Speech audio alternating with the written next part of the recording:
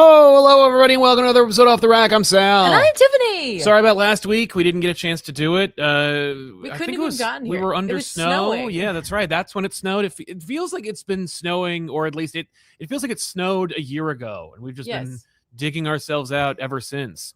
And we didn't even get like 8 feet. No, we got a little over a foot. Yeah, I got like a foot and a half. Yeah, it was a lot. It was for us. It was a lot. It's already been a year for a lot, hasn't it? Yeah. But before we get into the news, reviews, and all the things that are fit to print here on our comic book review show on Off the Rack and ComicPop Returns, I'm going to jump into an interview with a lovely and talented guest named Andrew Justra, and I'm excited to chat with him. So let's just do that. So farewell, Tiffany. Bye. No. Thanks for being here. It was great to have you. But now it's time to say goodbye, switch over the mic to me, and invite our lovely and talented guest, Andrew, to the show. Andrew Justra. Sal, how are you? Good to see you, man. Good to see you again. Since yeah, good. It's been a minute. I'm glad you're not a popsicle at the moment. Thank you. Yes, it's not for lack of trying. I'll tell you that. How about you? You're over here, right? You're on the East Coast. No, I'm in LA. Then I can't complain right now. It's like 72 here. It's oh no, it's already poor summer. Man. I know. Yeah, it's tough. But yeah. Yeah, you'll manage, I'm sure.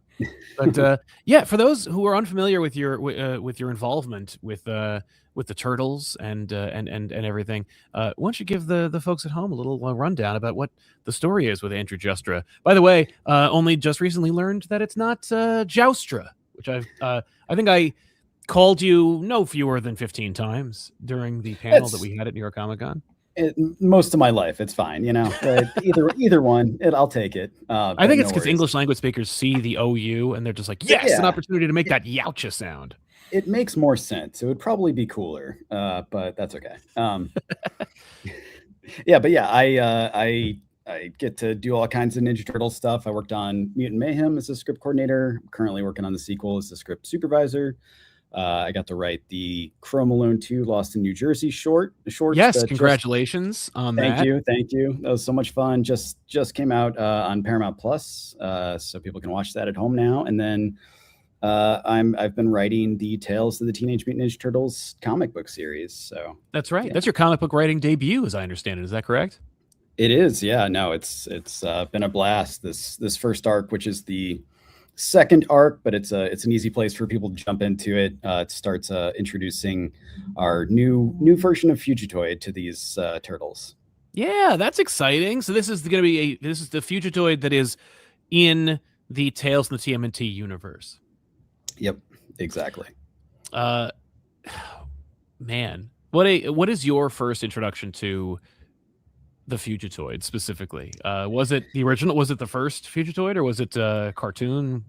Which it would have been the 2003 animated series, and I think I also had the toy, but I didn't have a lot of context for like the old Playmates toy from the 80s. And that first arc that he appeared in season 2 of the 2003 show, I was just like, this is so cool. It's a good robot in the TMNT world. So after that, I went back and read all the Mirage comics and got all caught up on him, and he's been one of my favorite Ninja Turtles characters ever since. So I'm thrilled to be able to reimagine him for this version of the Turtles.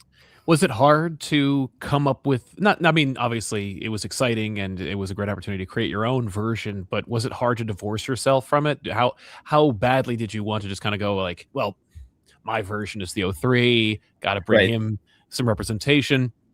Or was it kind of an exciting opportunity to be like, let's reimagine the whole thing from the ground up and in the context of this universe? Yeah, it was really important to me to kind of hit those trademark things that always, you always see with Fugitoid in terms of him having his consciousness go into a robotic body and him kind of having this tragic backstory. So there were a lot of things that I was very precious about maintaining that I didn't want to get too far away from. But then, at the same time, I didn't want it to be a copy and paste of things that we've seen before, and wanted it to be a version of him that made sense for this iteration of Turtles. So we aged him down a little bit. He's a teenager. He's like a 19-year-old, but he's still a very smart scientist that gets trapped in a fugitive robot body and yeah, and ends up teaming up with our turtles. So. It's funny. My introduction to that character was absolutely the action figure, and I had no context whatsoever for it. And so I was just kind of like, sweet, cool robot, let's do this. Cool and robot, then going back and reading the Mirage comics, I'm like, this is a body horror. This is a straight up body horror that this comic. And it's so funny because that's like so emblematic of the Mirage run, where it's like, first issue, sure, I get it. And in fact, was the obvious template for the 1990 movie. Right. And people immediately think, well, this is just what Turtles is. It's just a constant stream of ninjas and urban vigilantism until you get to like issue 3. Or and then 4. It's aliens in space, dinosaurs. Yes. As I understand it, this isn't the only introduction to this universe you're adding. You're also adding another element, a core element that I, as a kid, never knew was even part of the lore, but now I can't imagine without. And that's, of course, the Triceratons. Yes, that was another thing that I was like, if you have Fugitoid, you got to have Triceratons in some regard. Like, true, that's actually true. Their origins are interlinked, as it were. Yeah, so it's obviously it's a little bit different. This version of Turtles it always feels dumb to say the grounded version because it's still Mutant Turtles and like that's ridiculous. But at this point in time, they're still mostly been in New York City, so there isn't any going to space in this arc. But we do meet Zog. I can say that our Triceraton character in it is named Zog, and like the Mirage comic version of himself, he has some memory issues. So it's a mystery that we'll get to explore at some point. And when you're introducing these characters, working on your first comic book writing debut, you're paired up with an artist named Louis Joyce, as I understand it. Is that right? Yes, Louis is amazing. He's a artist based in Australia who's done some incredible work. He did the first 3 issues of Tales, and he also did a great comic called Godzilla Skate or Die for IDW, which if you haven't seen that, check that out. He was kind of the perfect fit for this project just because he has this really frenetic energy that he's able to capture in his drawings. And kind of from that comic, he has a lot of teenage characters that are skateboarding, and it just translates really well to the Tales / Mutant Mayhem art direction. So he's been such a pleasure to work with, and has just everything that I send him, he sends back ideas that are even better. So he's awesome. I love working with him. The comparison to movies and comics is ever present. It's been a conversation since like the early days of comic books. People have been talking about the idea of movie interpretations and whatnot. But one of the biggest comparisons that I've always seen is the like storyboards between storyboards in movies. I've heard Spielberg himself be like, "It's like a comic book," and I'm like, "Okay."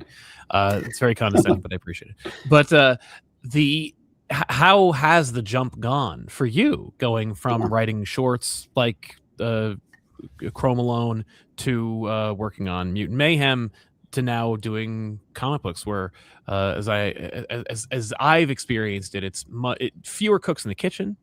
What have been some of the pros and maybe a couple of the cons of that kind of balance?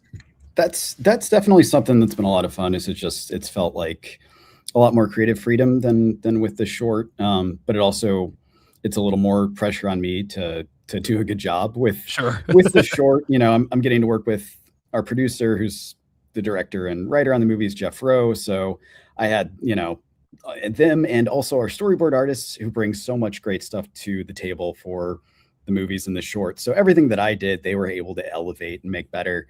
And obviously I don't have that safety net on the comics, but I also have great editor, great team at Paramount that has given me feedback, and but honestly have given me a lot of freedom to just tell the story that I wanted to tell. And so that's been a lot of fun. And then it's a lot different just because it's like with animation, you iterate a lot. So you're writing, you put it up in storyboards, you see what's working and not working, you go back, you rewrite it and do the whole thing again. And the second movie right now, we probably have like 8 different versions of the movie that we've put up in storyboards, and which is not uncommon. That's kind of the process. But you have less opportunities for that with comics. It's like, all right, you're going to do a draft of the script, you're going to do a second draft, and you better get it right. So the good news is I had been, really since I'd started working on Mutant Mayhem, I really wanted to find a way to put Fugitoid into something. So I had already been kind of thinking about what I might do for a story. And so I had a lot of time to think about it and kind of work through the beats of it. Gotcha. Well, Andrew, I really appreciate you stopping by and letting people know about it. As I understand it, the issue drops in is it March? It's March the issue's 18th. on sale in March. Yep. I'm sorry, go ahead. Yeah. No, I was going to say March 18th. It's on the shelves, and I think FOC is this upcoming Monday, the 9th. So yes, 1 week from the recording of this episode, folks. So if you're interested in checking out Tales from the TMNT number 4, that is dropping on on March 18th. But FOC final order cutoff. That's when you pre-order the book, by the way. You can pick that up until a week from today. So Andrew, thanks for being here. Thank you for sharing your insight into this experience, and of course, I'm looking forward to reading what you got. If it's anything like what we've seen, I know it's going to be pretty sweet. So I'm looking forward to it. I appreciate it. I hope you enjoy it. I hope people like it, and hopefully we get to do some more. So absolutely. Before you go, Andrew, is there any other place where people can go to check out your musings on the world around us? Yes, I'm on Instagram at Justragram, X at ajustra, and then other places you can find me on my personal website, andrewjustra.com. That's got links to everything. So great, perfect. Well, Andrew, again, it's great to see you again, and hopefully it won't be too long before the next encounter. Yeah, likewise. Have a good one. You too, man. Take care. All right. Bye. See ya. And there you have it, everybody. That was Andrew Justra, Tales from the TMNT number 4. Introduction of the Fugitoid and the Triceratons in that universe. Before I let you talk, I have to change your microphone settings. And now I have... I'm only going to say the most poignant things while I was off mic. But I didn't. Yeah. I said nothing, in fact. So, big thanks to our pals over at IDW for setting up this chat with Andrew and getting a chance to get an insight into that book. Thank you to our audience for checking that out. Let's get back into the swing of things. Yeah, for sure. Because it's been a week. It's been a week, and apologies for being late. Yes. Sal's been dealing with some parental assistance. Yeah, don't get too concerned. It's not. My folks are fine. They're living it up in sunny Florida right now. But their house is less fine. Yeah, their pipes exploded. The heating pipe specifically. So I've just been. It's a good time. Just been dealing with that. Yeah. So Sal might be a little all over the place. A little off my game. But that's okay. I've been more or less an apprentice for the plumber since yesterday. That's pretty good. Yeah, it was a lot of fun. You're learning a lot about pipes. Yeah. Oh yeah. No, it's been a time to learn about pipes. Yeah. Normally we talk about the news before the show. There's no time for that, but I will mention that the Kids Are All Fight tie-in with DCKO. Yeah. Introduces or reintroduces Static to the DC universe. Sure. And also threatens. Well, obviously it teases the introduction of the entire Milestorm universe. Yeah. For like a third time. There's going to be a book. It's like part of like the other history of the DC universe, or like the new history of the DC universe, something like that. Yeah. Where it's like we'll give you a whole rundown of like where Milestone's been since the DC universe became the Omniverse. Sure. Which whether that's true or not anymore remains to be seen. I don't know if like people are going by what John's set up in Doomsday Clock, or if they're just doing whatever the hell they want. Which I think it's more like the latter. But yeah, so I'm happy to see Static back. I'm sure it'll be the new origin. And man, like I'm fine with that. It has to be young. Yeah, I know, but like you don't have to say that what happened in I get you. The original first iteration of Static's book was set in the 90s. I mean, it was, but like so was there were so many things that happened in the 90s that characters like Kyle Rayner, How does he explain his Nine Inch Nails t-shirt when he discovers the ring for the first time? It's vintage. Whatever. Anyway. Yeah, so that's all the news I really wanted to talk about. I'm sure there's a lot more, and I'm sure people will be complaining in the comments, but I'm tired and I don't care. So let's jump into some comics. Okay. Do you want to go first? Why not? I read. Did you have something that you really enjoyed? Yeah, I mean, I didn't really. I enjoyed mostly all of these books. There's nothing that I can talk about that I didn't enjoy. I think I read Marvel Zombies, Red Band. This is the finale of this series. It implies there's going to be more, but we don't need more. We're fine. It's just a fun little story about the end of the world. Just that little chestnut, you know how it is. Mm-hmm. This idea from Ethan Parker and Griffin Sheridan. Basically, it was just like, here's another version of Marvel Zombies. I've actually had Ethan and Griffin on No Comic Required to talk more specifically about this series with their collaborator Jan Bazaldua. Where the idea is that like it's Marvel Zombies, but like through the lens of each Marvel event. Like Spider-Man is Spider-Man because Uncle Ben was bit by a zombie instead of killed by a burglar. Mm-hmm. And the Fantastic Four's first voyage is them getting the zombie virus and ruining the Earth. At some point or another, like the heroes go to Battle World because the Beyonder was interested in them, and like Phoenix died. A bunch of different interesting things. And then, of course, as the cover indicates, the end result is that Null is the origin point for the zombie virus, which I think is pretty apropos. It also allows for Peter to get the symbiote during Battle World / Secret Wars, and there's like a good reason for it, as opposed to just being like a money reason for it or an aesthetic reason. Right. And yeah, it is a satisfying conclusion, albeit a little hand wavy. We got to do a couple of time jumps. Yeah. Throughout the series in order to make it all work. The Civil War one is the most shoehorned, where it's like, so Tony and Steve argue about what to do about the end of the world and brains and eating them and whatnot. So that's Civil War, you see. And it's like, okay, whatever. But, no, I'm not complaining. The only thing I will complain about is that like the last issue set up the romance between Jessica Jones and Peter Parker, and that did not work out. And you can imagine why. Not for the obvious incontinuity reasons, but rather for the concept of this book. She got bit by a zombie. Okay, yeah. But yeah, it's a fun, satisfying, ridiculous story that I hope to talk about on the show one day. But otherwise, if you were interested in like a nice diversion from the norm, zombies from Kirkman to be kind of like mean-spirited and weird. This is a more, it's more bleak, but it's more bleak. It couldn't be more bleak. Yeah, it couldn't be more bleak than Kirkman's. So it's less bleak, and there's some light at the end of the tunnel. Okay. It's more like Deceased. Okay, that might be a good sell. It's a good sell. Yeah.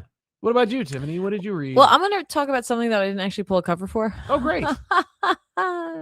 You're welcome. Because I didn't ever get an opportunity to talk about the end of Ultimate Black Panther. Yes, that's right. And it ended. It did end. And like I was like, I would be remiss in not talking about Ultimate Black Panther number 24, at least for a moment. You've been talking about it since its first issue. I know, and we just weren't here for the episode when it came out. I know. I saw someone complain. Who complained about what? About it. They were just like, "Oh, you want to enter comic like that, huh?" So it's really. I think this was handled very like. Okay.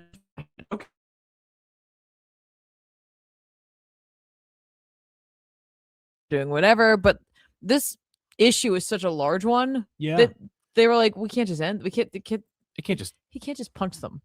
Like they're like interdimensional beings. Did it feel like it was kind of double sized or extra large? It did feel longer for sure. Okay, it probably was. It wasn't. I think it was like 26 pages, 25 pages, about the same. Yeah.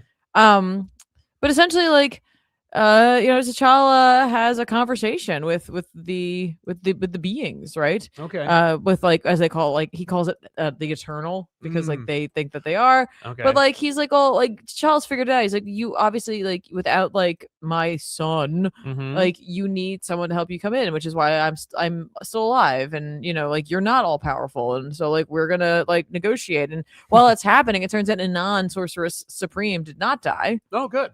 Well, her body did. Oh. She's like she's in an astral form right now. She's like, I'll figure it out. Not okay. Fair enough. But she like pulls him out of there. But like he essentially is like, they don't really have a fight. Like they don't have a fight, and he's just like, well, I know you're gonna try and come for us again, and we're just gonna have to figure out how not to let that happen. And that's kind of what this is about. And the fact that like he decides that like all the things that like Killmonger and others like complained about, how it's like you guys are isolationists and you're not helping others, they start to go out into the world and they start doing that. And they're like, we're not conquerors, we're not here to do that. Like, because that's what he refers to, like the vibranium beings. Like he's like, you're just conquerors at the end of the day. Like that's what you're here for, and we're not gonna let that happen.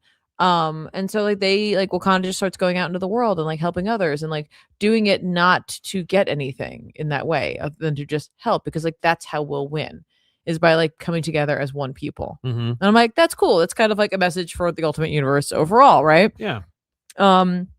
But like he also recognizes that like there is vibranium in his blood. Oh. Right. And like he's like, I can hear them still. Oh. And so he's worried about that. And, Yeah. and Wakanda needs an heir. And like he and Okoye have like a conversation about it. And like essentially, she's like, with the whole Storm thing, she's like, I get it. Like our marriage is like one of tradition. Yes. I understand that. But like the fact is like Wakanda needs an heir. And it can't be his. Essentially. Okay. Because like that'll just keep passing down the vibranium connection. So his line has to end. And I'm like, oh. And so like he basically gives Killmonger like a dagger that says like, listen, when the time comes, like you're gonna have to kill me, man, and like take over the throne. And I guess also sire and heir. I don't know. I mean, obviously, like he like Killmonger and the Queen were getting pretty friendly. So I could imagine that working out just fine.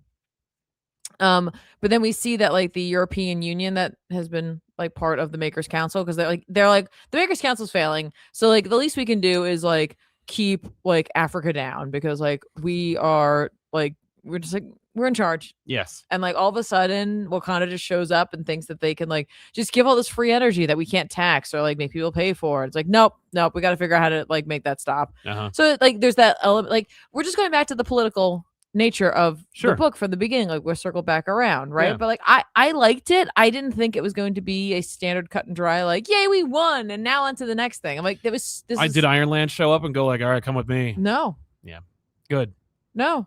That would have really derailed the book. No, T'Challa just is like, he knows he's got a ticking clock. Because he's like, I lied to the people of Wakanda. He's like, because I don't have that much time. Right. Like I really don't. I don't have that much time at all. And I like there was something sort of fitting about that too. Like in like a weird way, and I don't think that Hill was making a reference to it, but I just thought it was interesting that it's like, MCU Black Panther, played by Chadwick Boseman. Thank you. I was like, what is his name? Chadwick Boseman, plays a phenomenal representation of the character, and doesn't have enough time. He doesn't have enough time. And I was like, that's kind of interesting. I don't know if Hill was intentionally putting that in there, or if that was just something that like just happened to be like in his mind, and he kind of like pulled from that.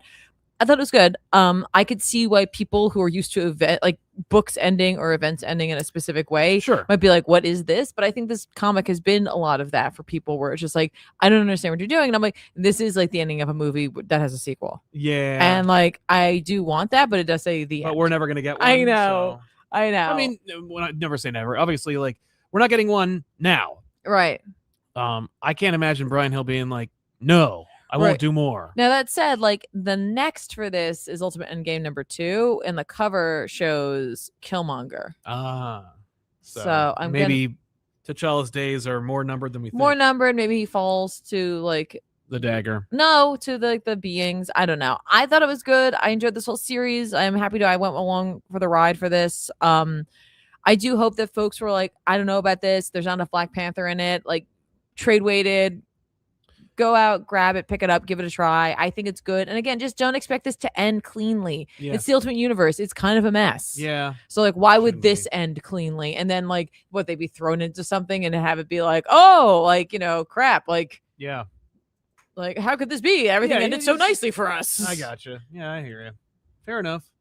Well, good. Thanks for bringing us back to it, because you've been championing this book the whole time. I have been. Speaking of books you've been championing, but not really. This is Absolute Flash. Oh yeah. You've been championing Flash.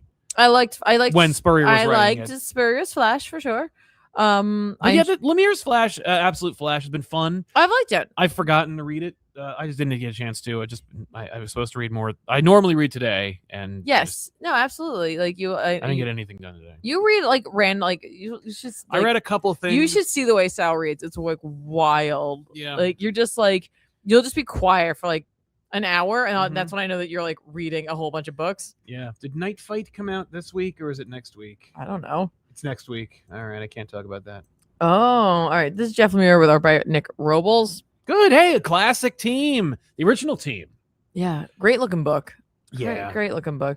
This book is wild, man. Like it's like turning into something. I don't know what it Good. is, but like I'm kind of like I was digging it, and I'm like, yeah, like I'm ready for it. we got like I mean, like maybe it's the fact that a little bit of this looks like Event Horizon, Ah, you know, with you know, Eleonora's like Eobard like coming out and like being like knitted together ooh. in our reality. Like it's very like creepy body horror-y. Like I dig it. I That's dig fun. it quite a bit. But it's like we get to find out about like what is it called, the place between, the still place, Yes, whatever they're calling it. Yeah, whatever they're not calling the Speed Force. Well, no, but this is the still point. This is the It's called the still point. Yes. Unlike a flashpoint. Right. This is a still point. This is a still point. And essentially like the red ghostly spirits that we saw there are just that. They're like some sort of echo or something there. Like they're cognizant, but they can never leave. This is their home now. They have no bodies there. Yeah, they're in the Hotel But like California. Thawne and Wally ended up there Yes. with their bodies. Okay, so I do remember that. Yeah. Thawne can leave, and so could Wally, but they had to figure out how to get them out, right? But like, and like, it's funny because Barry's like, yeah, so I'm here, and like, there's the alien there, and there's like the fish, and like the fish is also a scientist from somewhere else, and so like, you know, Barry's like, you know, we're figuring it out. With the language barrier is kind of an issue, Right. but we're getting But there. there's language. And listen, so we're you gonna could- figure out how to get you out of here. I don't know how long it's gonna take, Sure. but like, we're gonna get you out of here, Wally, at some point. Like, but you're trapped here too. How could you? Well, because like they're ghosts, like they're still scientists, they can still figure it out. It's just Okay. that they literally, even if they got it open, they couldn't leave. Right. Right. So the rogues have broken in to Fort Fox, looking for Wally's dad Mhm. and possibly also Wally. Sure. And so they run into this, and I love it because Eleanor and Trickster are there, and obviously Trickster betrayed the whole Yes, team. The whole team. And love the whole team. I love the rogues. Yeah, they're fun. They're so fun. Shout out for Flish. 100%. Go Yeah. Flish. I love Flish, the little fish Yes. guy. So like, I don't know why. I'm just like, it's delightful. Just like, hi, I'm a fish scientist. I suppose This is what I do. this is what I do. I love him. He's so funny. But Eleanor is like seeing her grandfather immediately is like, I think this was a mistake. Yeah. I think mistakes were made. We Hmm. probably shouldn't have done this. Okay. We should probably put him back in. Let's just put him back in. Let's make this go away. Uh-huh. I don't know how to do that, but let's make it happen. All right. So the rogues are fighting their way through. They end up like essentially like Wally's dad is being held by a couple of like soldiers, and one of them's like, I'm out of here. No, did you see that? No. Nope. Goodbye. I'm leaving. And he just leaves. Okay. The other guy's like, what about orders? And he like basically like tells him to go Yeah. F himself, right? Right. And the other guy, like Wally's dad's like, if you're gonna leave too, could you just untie me before you go? I mean, if you're just gonna do this, Right. If you're gonna bail. you might as well let me out. And like he does. And Oh, so okay. they all like are involved with the Thawne fight where they're like Yes. Eleanor and Trickster are trying to like fix the machine to get him to go back in. Okay. And they're just trying to keep him down. And Lisa, the girl with the legs. Yes. She tries to like take him on and ends up like he grabs her in such a way where it's like her legs are being unmade, and it's like really sad, like because she's just like, not my legs, like she's really upset because like it's already happened to her once. Yes, right? Like, exactly. I was like, that's just so terrible, right? Yeah. But like, additionally, Barry's like taking him on the tour of the still point.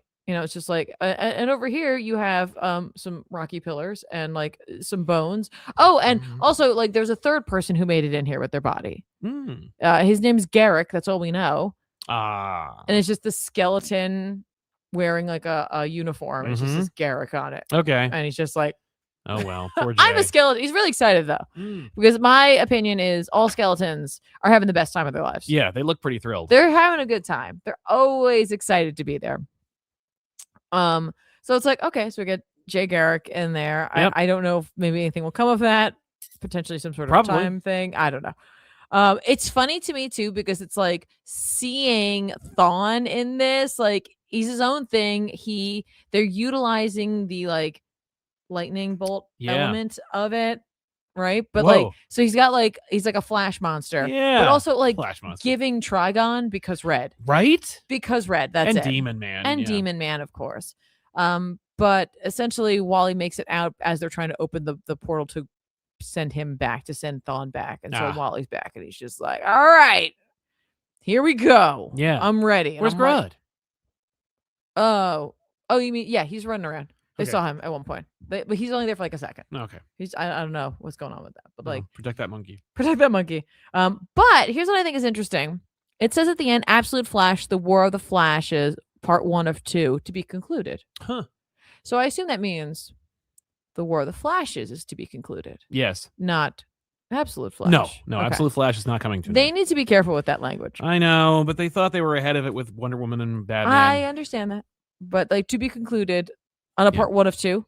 Right? 2 parts? On a part 1 of 2, you don't need to put to be concluded. To be concluded. I just feel like. Well, maybe the sales are bad. But it looks great. It's energetic. It's exciting. I feel like it's starting to come together as to what this book is trying to do. And I think the pieces are starting to fall into place. So if you haven't been catching or haven't kept up with this, I don't know. I thought it's been fun. I think it's been an interesting, like, alternate version of The Flash. Yeah. Well, I read Iron Man #1 from Joshua Williamson and Carmen Carnero. I know that guy. Yeah, I know. I've heard of this guy myself. Interesting character. Let's see how it goes for him. Obviously one of the architects of the Absolute Universe and all of DCKO and all this stuff. And he's also writing this Marvel And he's book. just like, what about Iron Man? And how about Iron Man, right? This has been a long time coming. If you're a fan of this channel, then you are probably familiar, at least in passing, with the All-Star podcast, which is myself and Joshua Williamson, the writer of this book. We chatted a little bit about Iron Man not a week ago, so you can check out that video here on this channel and all the videos we made so far. But so how does it stack? You tell me. I'll tell you. It feels like an Iron Man book. Like if you love Iron Man, you're gonna love this book. It feels like a Marvel comic. It feels, but not the way that people derisively call Marvel comics today. It feels like it has been in the wheels for a long time. It feels like an Iron Man comic, and it doesn't feel like, oh, this DC writer is coming over to Marvel and is trying to make some waves. No, it feels like this has been. It's not like he's just like, what if I just told one of my absolute stories, right? Here? Or one of my what if I got a Flash book? Then I can make it Iron Man, right? Yeah. He's really fast now. No, it's just I'm telling an Iron Man story, and I'm a professional, so I will write the character as he should be written. Absolutely. Okay. Lowercase a, of course. But this the idea here is that like Madame Mask is back in bed with AIM, Advanced Idea Mechanics, and she is looking to help create a new Tony Stark, because Tony Stark is the problem. Anyone can make armor or steal it for that matter, but it's hard to get a Tony Stark out of there. And so the opening sequence is this fun little, like, you see a guy, he's in a cave with a box of scraps, he makes an Iron Man suit, he comes out there and he's like, F yeah, let's do this. Then he gets blown away by AIM agents because, like, we're testing. And the guy isn't smart enough to make bulletproof armor, so he's useless. I don't care if he was able to create an arc reactor or build the Iron Man suit. That's not enough. You need to be Tony Stark smart. So not are they smart enough just to make an Iron Man. recruiting people? They're kidnapping people, Okay. and they're putting them in extreme situations to try and create a Tony So Stark. it's not like Resident Evil, It the isn't- movies.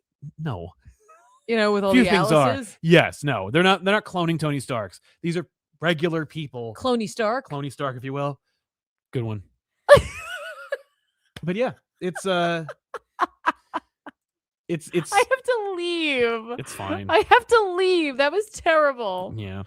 But yeah, it's a fun story that is more or less like reintroducing you to Tony Stark. If you've been reading the last few runs, it's been kind of weird or like subversive or like, hey, let's, you know, like the Batman runs where it's like, let's take away his money and see what that's all about. The funny thing is that's not like too dissimilar from any Iron Man story. Like every third Iron Man story is like, but what if we took away his money though? And it's like, oh my God, like come up with another idea. And this one's just like Josh's whole like banner is Tony Stark is the most dangerous weapon in the Marvel universe.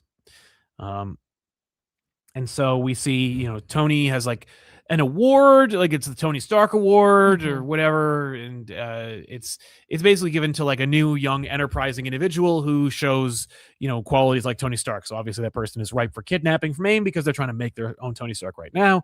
And so that kid who is the recipient of the award gets kidnapped by AIM, and they're like, guess what, kid? You're going to be the next Tony Stark. And then we're going to use you and make you make shit for us and stuff. This is the plan. And you know, we reintroduced Pepper Potts. She's back in the universe, or at least in this world. Tony is doing his thing. He's got bi-coastal residences. He's got his like, and we're not dealing with Tony's an alcoholic. Tony is a womanizer. Tony is broke. Like it's all the fun things you like about Tony Stark. Those are being done on this book. Okay. Carnero's art is really fun. Very Marvel. Very like, you know, superheroes. You know, everybody looks great. And I'm excited to see where the armor goes from here because I'm always like, I don't really read a lot of Iron Man, but like the armor, the Iron Mans I've read, I have my favorite armors, and everyone does. So it's fun to see. And this one's no different. He's kind of like Spider-Man in that way. Yeah. Like just the number of suits, like the like. Oh, everyone's got a favorite. And Everyone's the got a this favorite and the that, version. and like the like. Oh, well, my favorite is this one thing that showed up one time, and then we never saw it again. Exactly. I will tell you this. This feels like a David Michelinie run. Like this feels like the run that encompasses Armor Wars or any other like seminal Iron Man run that Michelinie was instrumental in giving us, like the creation of Jim Rhodes or, you know, the inclusion of Fin Fang Foom in Iron Man's lore, you know, just like a lot of really fun stuff in there. And it feels like Josh's been writing this book for a couple of years. Interesting. Okay. Like he feels very at home. He does. He feels very, very at home. Last page reveal, you know, you think, oh, well, you're probably not going to let like one of the main DC architects play too much. Like, I guess this is going to be kind of an isolated Iron Man. No, it looks like we're going to get a big, like, well, I don't know what they are, but it's a group of people that looks suspicious like Illuminati who are going to take down Iron Man. I'm excited to see. Well, I guess Steve isn't there. Steve, of course, is not in there. No. Steve's busy. Being in a really disappointing book. They're like character assassinating that character, in my opinion. Marvel's working, with the exception of Iron Man, Marvel, and I think it's just because Marvel doesn't give a shit. Marvel has been working like overtime to try and ruin all your favorite characters, or at the very least make you less excited about them. But check out Iron Man; it's fun. Okay. Yeah, sounds good. Like it's fun. I'm excited that like it feels not like it should. You know what I mean? Like I think it feels exactly as it should. I think that's wonderful. Like I think that's really nice. I'm not the world's biggest Iron Man reader. I don't know anyone who is. I think there are people out there who are fans. Like, yeah, I know one. His name's Josh, and he writes it. but I don't know anybody who's like a hardcore Iron Man fan. Okay. And I did see people pretend to be it on social media where they're like, "Boo! Pepper Potts is back. What a bunch of MCU synergy bullshit." Whatever. Like, please. Anyway, it's see, that would be my mistake too, because it's like I do really I'm like, well, she clearly is part of the war. Yeah, I mean, she is not in Michelinie's run really, but like, you know, isn't she married to Happy? But I also recognize that like he's also like he's had a lot of different women, and like it's funny because like I've read more than a few like runs of Iron Man, Mhm. and like for the nature of my job and not for pleasure whatsoever. But because I want to talk about Iron Man, and I'm like, well, I got to know something about this, and then I'm like, I check it out, and I'm like, what the hell? But it seems like every writer who gets Iron Man goes, and here's my female for him to love. Like here's the time he was interested in Fujikawa, or here's the one where he's interested in Madame Mask, or here's the one where he's interested in like everybody's got a lady for Tony. That's fair. Sorry, I was just clarifying something because I said Steve and people were like Steve Rogers, and I'm like, no. But someone did say like I think she meant Steven. And the correct is that is correct. But I call him Steve because we're on a first name basis. Yeah, exactly. You might as well be this one. But yeah, man, tell us more about this book that I love and didn't read because I feel like an idiot. That's so sad for you. So sad for you. This is Wonder Woman. Absolute Wonder Woman. Absolute Wonder Woman. It's just Wonder Woman. Yeah. Number 16, which by the way, if you picked this up, there is a issue 7 preview of The Nice House by the Sea. I'm a little behind on it, so I didn't. A little bit. I didn't read it because I was afraid. Yeah, that's fair. So like in the wake of issue 15 yes. of like the meetup of Batman and Wonder Woman, absolute. I was called the Ultimate. I literally almost did it. I'm like, why? Why? Yeah. We were promised absolute Zatanna. Yes. Teased it for sure. And the last time we saw her, she basically did a binding spell on Wonder Woman, which bound Wonder Woman's voice to her. Yes. Or to Zatanna. And so it's like, oh boy, when's that shoe gonna drop? Now. It's gonna be now. It's gonna be now. It's gonna be now. But we start with like like in the past, like we get a little more, Cersei and baby Diana. Oh, very yay, sweet. good. We always love that. And the presence of Aphrodite. Oh. Really cool depiction of Aphrodite. Cool. Very fun. It's really cute. Like she picks up like Diana and she calls her a little gumdrop. And it turns out that like either Diana, because she's Aphrodite, falls in love with her, like she's like loves her, and then like Aphrodite never really doesn't come back enough, or I don't know what. Anyway, she wakes up. Wonder Woman wakes up in a like Sylvan Glen. Okay. There, like she's taking a nap with her boots off by a creek, by a stream. There's like a bunny, a bunch of little bunnies sleeping next to her. There's some squirrels. There's some deer in the background. There's birds flying around, and then her skeletal Pegasus. I explained the scene for you. This is one panel, and I freaking loved it. It's just such like it's like, oh, look at Princess Diana and her hell Pegasus. Damn right. The Pegasus also has like 3 robins sitting on its back, just like perched on its spines. It's like ding ding ding. I'm like, yes, thank you. I'm here for this. Awesome. This is cinema. Agreed.